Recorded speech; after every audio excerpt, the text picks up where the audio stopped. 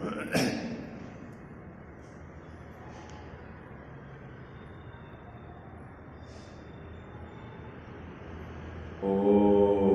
नमः सिद्धेभ्यः।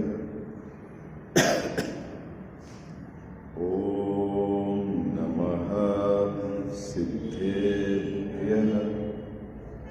ओम नमः सिद्धेभ्यः। ओंकार बिंदु संयुक्तम नित्यं ध्यायन्ति योगिनः कामदं मोक्षदं चैव। ओंकाराय नमो। मंगलम भगवान वीरो मंगलम गौतमो गणी मंगलम कुंद कुंदार्यो जैन धर्मोस्तु मंगल।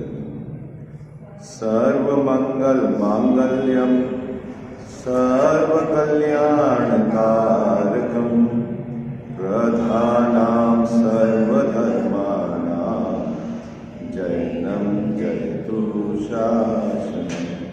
जैनं जयतु जैनं जयतु। इस भवतरु का मूल एक जानऊ ताको कर निरमूल अब करिए मोक्ष करिए। जय बोलो देव शास्त्र गुरु की।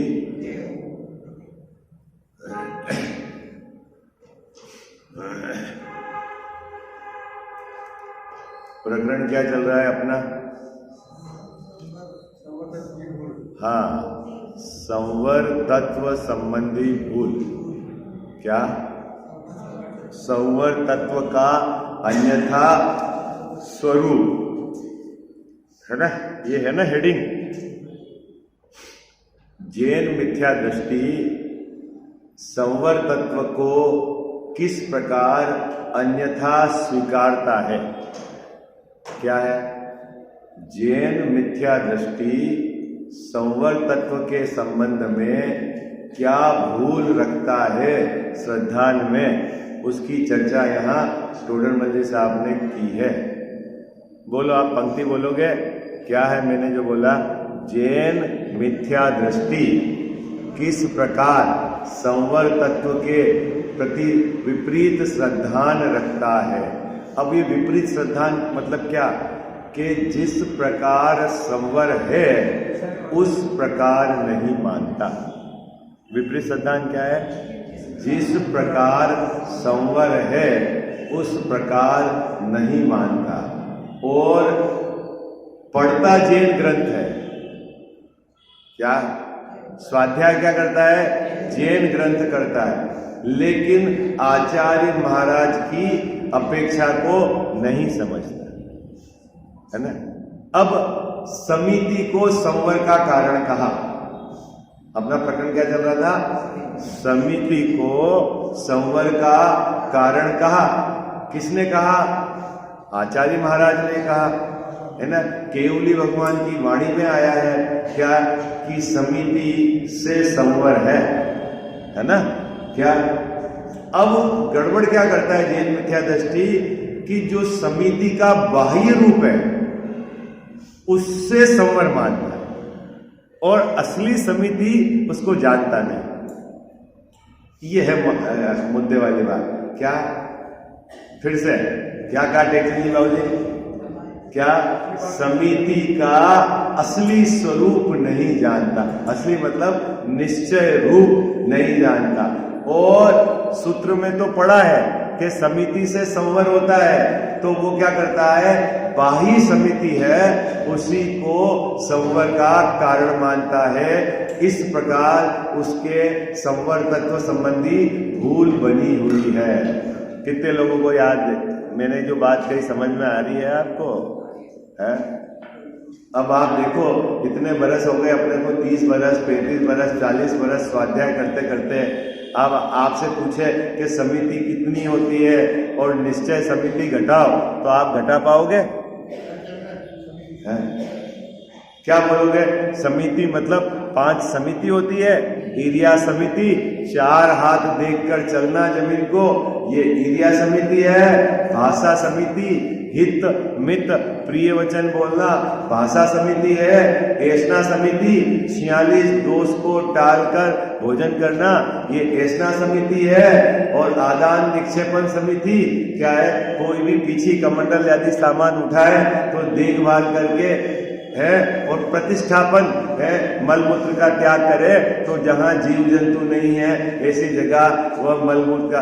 इस प्रकार ये 5 समिति होती है और इन 5 समिति से संवर होता है। क्या बोलता है कैलाश साहब? 5 समिति से संवर होता है। अब टोटल मजी साहब कह रहे हैं कि तू यदि इसको समिति मान रहा है और इसी के कारण संवर मान रहा है तो ये गड़बड़ है, क्योंकि ये तो बाह्य लक्षण है। क्या है कैलाश साहब? ये तो बाह्य लक्षण है, तो फिर संवर होता है कि नहीं समिति से? बिल्कुल होता है समिति से। अब मेरा प्रश्न है कि किस समिति से संवर होता है, ये बताओ आप।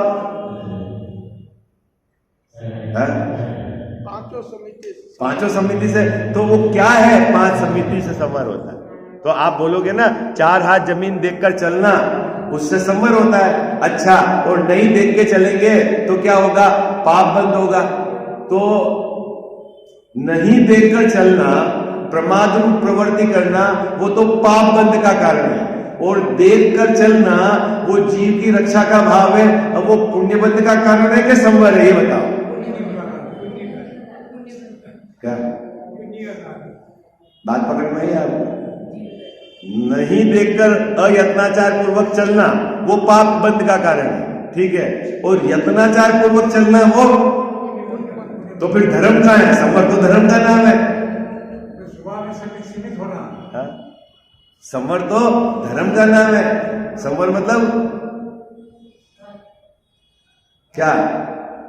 जैसा संवर मतलब धर्म का नाम है।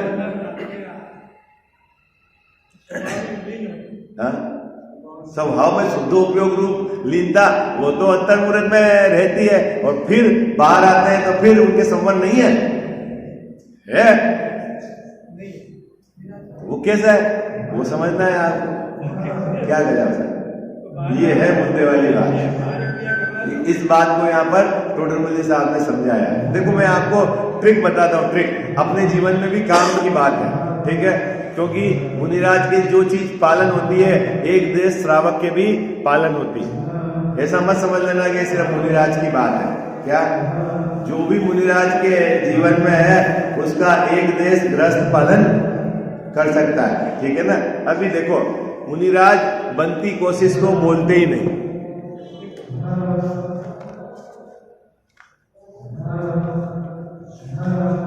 वचन गुप्ती क्या नहीं बोलना है ना? कब नहीं बोलना? जैसा बहुत जरूरत हो तब बोलना, और बाकी नहीं बोलना। नहीं बोलना मतलब वचन के संबंध में अपने उपयोग को वचन से नहीं जोड़ा है, ठीक है। अब यहां गुप्ती के 2 विभाजन करते हैं अपन। एक तो हो गया शुभ प्रवृत्ति रूप गुप्ती,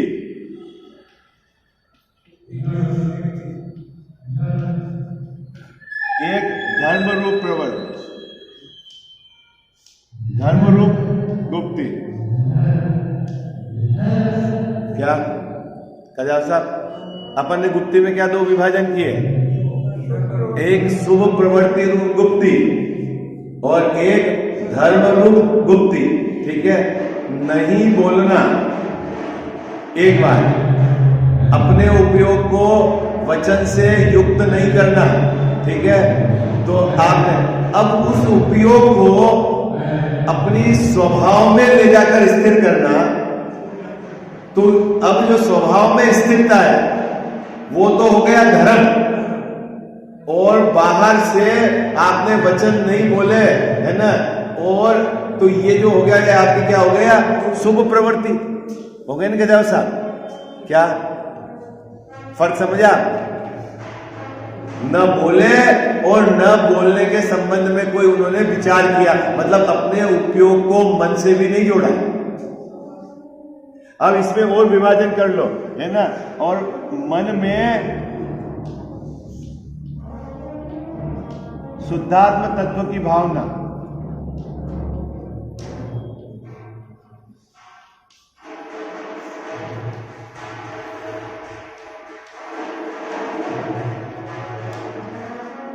ये अब निरंतर अपना उपयोग अपने स्वभाव में लगे, इस प्रकार की उनकी भावना चलती है।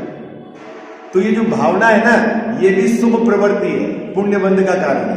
आई बात समझ में? क्या कह जाओ साहब, आप निरंतर अपने को, मतलब इस तरह की धारा चलती है कि मेरा उपयोग मुझ में अपने स्वरूप में लीन हो, और उसी का वो निरंतर अभ्यास, उसी का निरंतर पुरुषार्थ करते रहते हैं। तो जब भावना रूप चलती है वो तो है शुभ प्रवृत्ति, और जब उपयोग अपने में लीन हो जाता है तब वो है शुद्ध उपयोग। हाँ, ये शुद्ध उपयोग।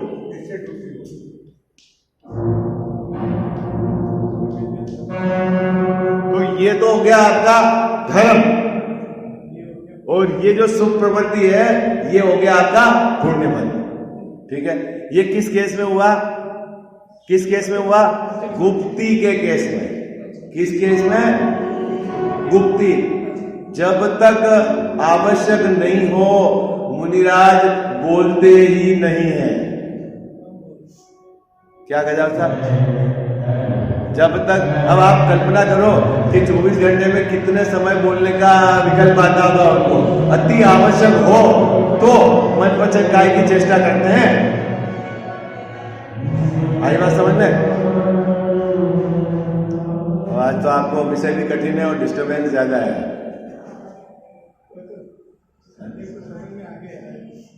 अब पहली कंडीशन क्या हो गई वचन गुप्ती की? क्या मैं आपको एक वचन की तरफ से समझा रहा हूं, आप काय में भी बोलेंगे कब मुनिराज? वो बोलेंगे कब अजीत भैया? अत्यंत आवश्यक हो तब ही बोलेंगे, बाकी नहीं बोलेंगे। क्या कहते साहब? जरूरी नहीं है कि आप 25 लोग चले गए तो आपसे वो बात करें, आपको उपदेश दें, वो उनके ऊपर है। आई बात समझ में? वो उनके ऊपर है। क्यों कि वो प्रवृत्ति कब करेंगे? अति आवश्यक हो। अब आवश्यक होगा तो बोलेंगे, नहीं हो तो नहीं बोलेंगे। अब जब बोलेंगे तब तो हो गई वो समिति। क्या कहते साहब? नहीं बोलेंगे तब तो वो है गुप्ती। बात पकड़ में आ गई?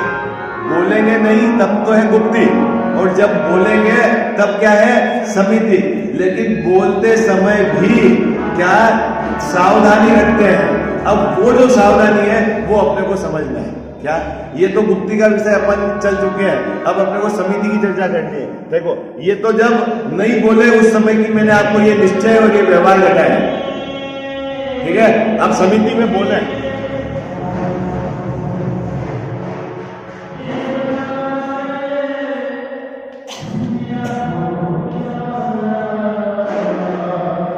अपन अभी भाषा संबंध बात करें।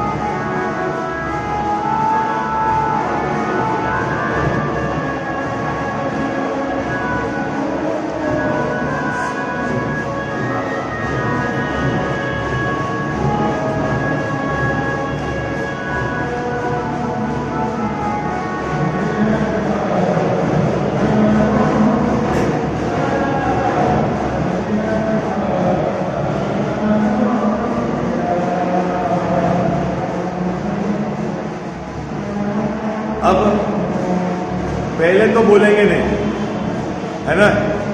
और बोलेंगे तो हित मित प्रिय वचन बोलेंगे, कर्कश वचन नहीं कहेंगे, मर्मच्छेदी वचन नहीं कहेंगे, भेद डालने वाले वचन नहीं कहेंगे, अल्पसार जिस वचन में कीमत नहीं है वो नहीं कहेंगे, हास्य के वचन नहीं कहेंगे, है ना, भय के वचन नहीं कहेंगे, है ना। अब पहले तो कहेंगे ही नहीं, अति आवश्यक होंगे तो क्या कहेंगे, हित मित प्रिय वचन कहेंगे। अब हित मित प्रिय वचन कहना ये तो है समिति, कब, बाह्य समिति, ये संवर का कारण नहीं है। क्या कहा जाता, मुनिराज अनावश्यक इधर उधर तो चलेंगे नहीं, अंधेरे में चलेंगे नहीं, जब भी चलेंगे तो जहां उनका अगला कदम गिरेगा वहां अच्छी तरह से जमीन को देख के चलेंगे। सूर्योदय होने के काफी समय बाद जब वो रास्ता निर्जंतु हो जाता है, जन सामान्य उस रास्ते में मूवमेंट कर लेते हैं, उसी पे चलेंगे। आई बात समझ में, ठीक है। इतनी वो सावधानी कब चलने के काल में रखेंगे, लेकिन इतनी सावधानी उसको हमने क्रिया समिति बाहर से कहा है, वो संवर का कारण नहीं है।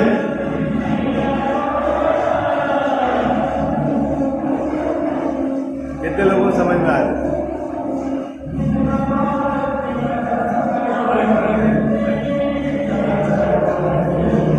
दो तरह की गलती होती है, एक तो समिति को ऐसा मानते हैं कि जीवों की रक्षा का नाम समिति है, एक ये भी गड़बड़ है।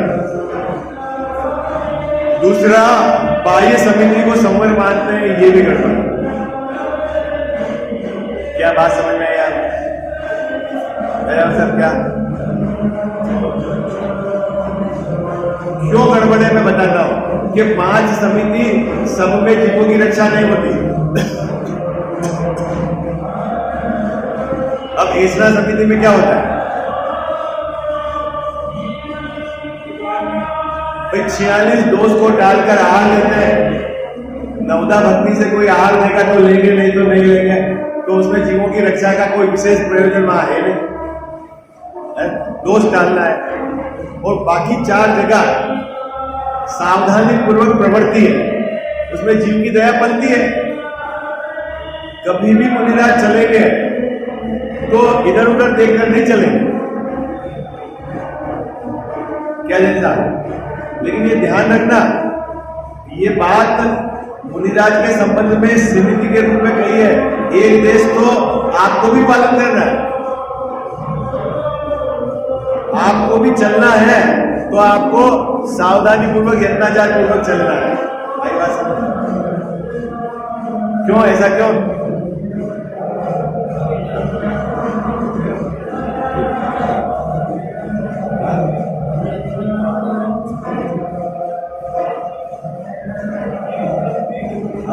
फिर आपको जीव की रक्षा का भाव तो है, लेकिन वो जीव की रक्षा का भाव समिति नहीं है। हाँ, यही टोडरमल साहब इस एक पैराग्राफ में ये समझाएंगे, जीव की रक्षा का भाव है, अयत्नाचार पूर्वक प्रवृत्ति नहीं करेंगे, इधर उधर देखकर नहीं चलेंगे, बातचीत करते हुए नहीं चलेंगे, है ना। क्यों कि वो इतने असावधान नहीं है। क्या वो इतने असावधान नहीं है कि जमीन देखकर नहीं चले, लेकिन जमीन को देखकर चलना ये सावधानी तो है, लेकिन अंदर में 3 चौकड़ी कसाए उसके अभाव में पीतराता उसको भी सुरक्षित रखते हैं, वो भी सावधानी है। 2 सावधानी हो गई। क्या सावधानी हो गई? क्या फिर से 2 सावधानी हो गई। क्या सावधानी हो गई? बाहर में जब भी चलेंगे तो कैसे चलेंगे? है यत्नाचार पूर्वक चलेंगे, 4 हाथ जमीन देखकर चलेंगे, बातचीत करते हुए नहीं चलेंगे, इधर उधर नहीं, है अंधेरे में नहीं चलेंगे, ऐसे जगह जहाँ जीव जंतु ज्यादा है वहां नहीं चलेंगे। इतनी सावधानी तो वो बाहर से रखते हैं और अंदर में अपनी वीतरागता को भी सुरक्षित रखते हुए चलते हैं।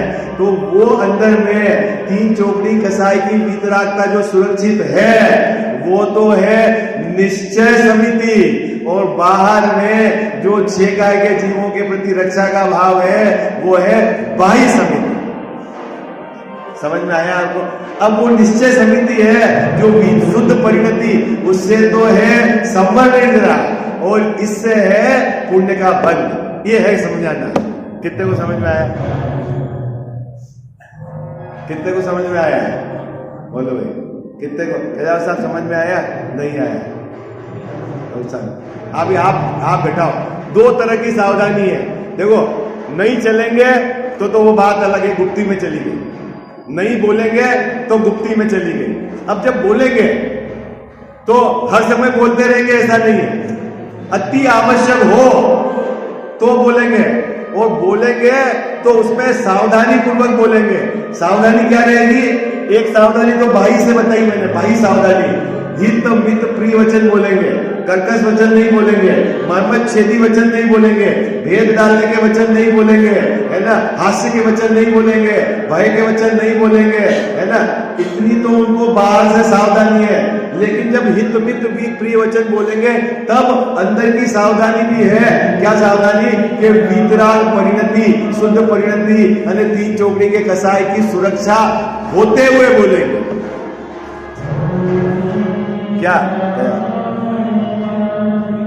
हाँ, ऐसा नहीं जब आप बात कर रहे हैं तो अंदर से कसाय की चौकड़ी से 2 चौकड़ी हो गई, ऐसा नहीं है। उसकी भी सुरक्षा रहेगी और इधर भी सावधानी रहेगी।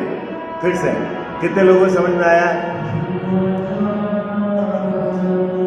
मेरे को लग रहा है मैं समझा नहीं पा रहा।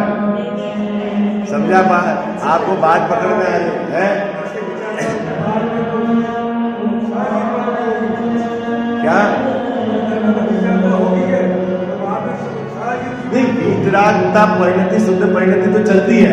अब उसमें गुप्ती भी होती है, उसमें समिति भी होती है, नहीं बोलना भी होता है और बोलना भी होता है। दोनों परिस्थिति में जब मुनिराज नहीं बोल रहे हैं और शुद्धात्म तत्व की भावना बाहर है, तब भी अंदर 3 चौकड़ी कसाय का अभाव है, और जब बोल रहे हैं तब भी 3 चौकड़ी कसाय का अभाव है?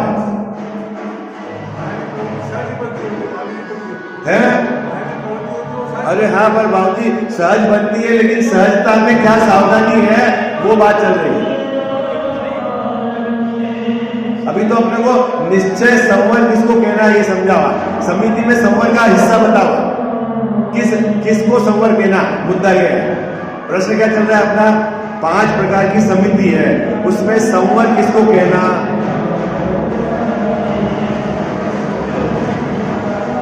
बोलो। हाँ, 3 चौकड़ी कसाय का अभाव है ना। हाँ, तो 3 चौकड़ी कसाय का अभाव सुरक्षित रखते हैं बोलते हुए, वो संवर है। हाँ, वो जो शुद्ध परिणति चल रही है वो संवर है। और जैन विद्या दृष्टि में किसको संवर मान रखा है ये बताओ? जैन विद्या दृष्टि में किसको संवर मान रखा है? बाहर वाले को मान।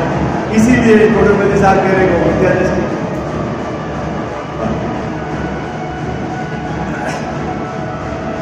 कितने लोगों को समझ में आ जाए? ये बात समझ में आ जाएगी तो पैराग्राफ समझ में आ जाएगा। आप में से कौन बताएगा? देखो, समिति में प्रवृत्ति होती है, ठीक है? समिति में प्रवृत्ति होती है। अब आप बाहर की प्रवृत्ति घटाओ और अंदर की प्रवृत्ति घटाओ।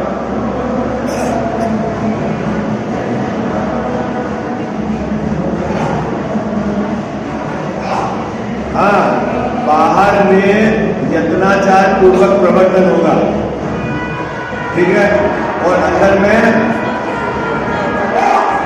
हाँ 3 चौकड़ी कसाय के अभाव हो, सावधानी रहेगी। हर अंतर्मुहूर्त में स्वरूप में जाएंगे। क्या जी बाबू जी? हर अंतर्मुहूर्त में उनको क्या होती है? अनुभूति होती है। भले वो आहार कर रहे हो, भले विहार कर रहे हो। क्या क्या कहते हो साहब? हर अंतर्मुहूर्त में शुद्धात्मा अनुभूति होती है उनकी। विहार कर रहे हो तब भी एक भी अंतर्मुहूर्त अगर उन्होंने क्रॉस कर दिया, क्या दिन साहब, तो वो नीचे के गुणस्थान में आ जाएंगे। बात पकड़ में नहीं आ रहा क्या? विहार कर रहे हैं, अब आप चल रहे हैं तो चलेंगे तो उपयोग तो लगाएंगे 4 हाथ जमीन देखने में, ठीक है। अब आप 1 घंटा कंटिन्यूस चले, ठीक है, तो फिर अनुभूति, निर्विकल्प स्वसंवेदन,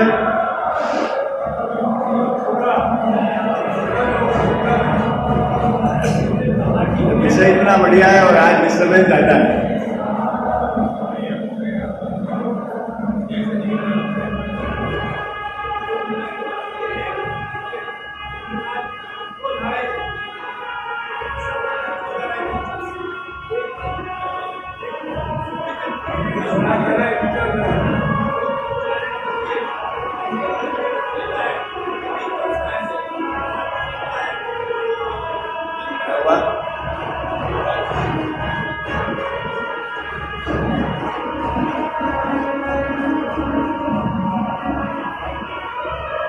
नहीं निकला हो तो 5 मिनट रोकते हो तो अपन चर्चा करें।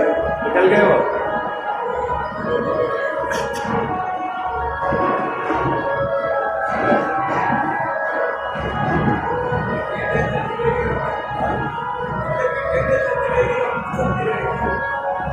आप अगर इशारा कर दो अगर 2-5 मिनट अपना समय भी हो जाएगा। देखो समिति समझ में आ गया आपको? समिति समझ में आ गई? समिति मतलब प्रवृत्ति, ठीक है, ओके। प्रवृत्ति 2 प्रकार की प्रवृत्ति होती है। एक तो अपने अंदर वितरागता के प्रति सावधानी, हर अंतर्मुहूर्त में शुद्धोपयोग लेना। इस प्रकार का प्रमाद नहीं है कि आप चलने लगे तो अंदर में अपने शुद्धोपयोग को मतलब वो जाना है स्वरूप में वो भूल जाओ, ऐसा नहीं है। आई बात समझ में? क्या दिन साहब आपसे बात करने लग गए तो पता ही नहीं मेरे को आधा घंटा हो गया, ऐसा नहीं है। तुम पे गाय की सावधानी रखते हैं, हर अंतर्मुहूर्त में अपनी आत्मा में जाते हैं तो वो इसको बोलते हैं आसक्ति बिना का प्रवृत्ति। आई बात समझ में? प्रमाद बिना की प्रवृत्ति। कैसी प्रमाद बिना की प्रवृत्ति? के चलेंगे तो जीव की रक्षा का भी ध्यान रखेंगे और अपने स्वरूप में जाने का भी ध्यान रखेंगे, सिर्फ चलने में नहीं लग जाएंगे।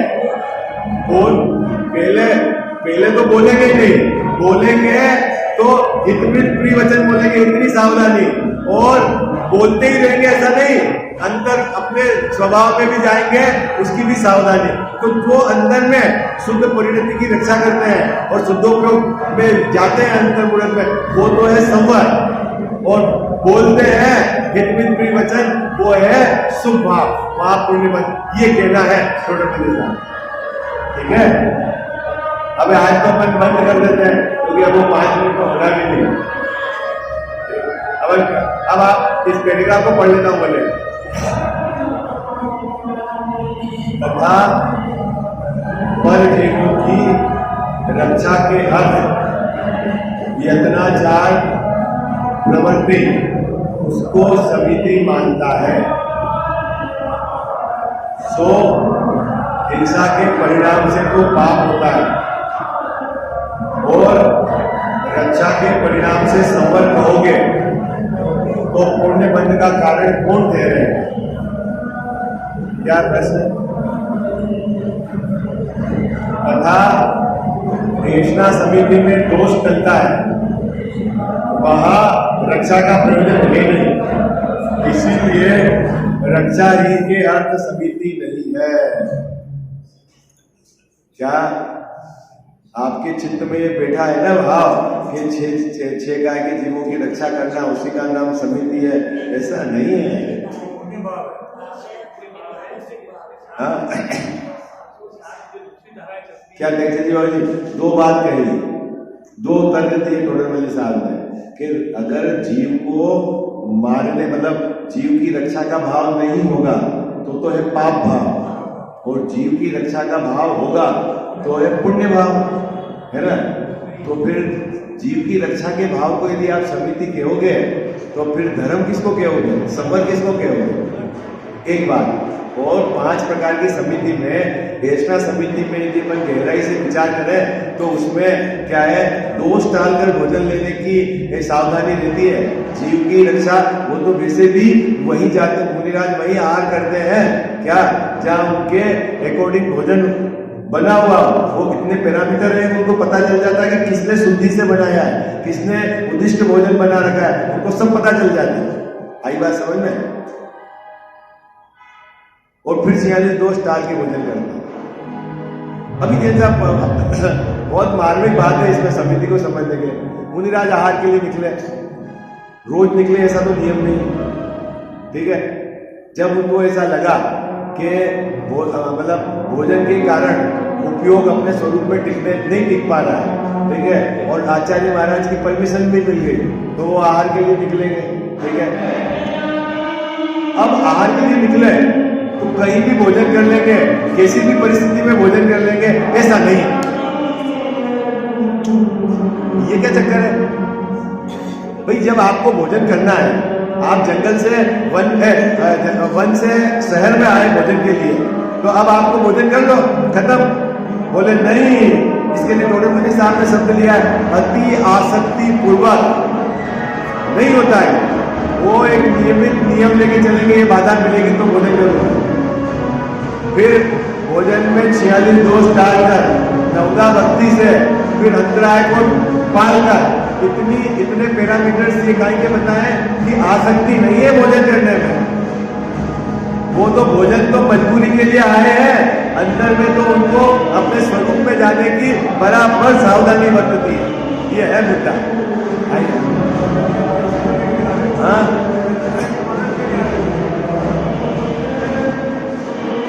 चलो अपन अभी फिर चर्चा करेंगे।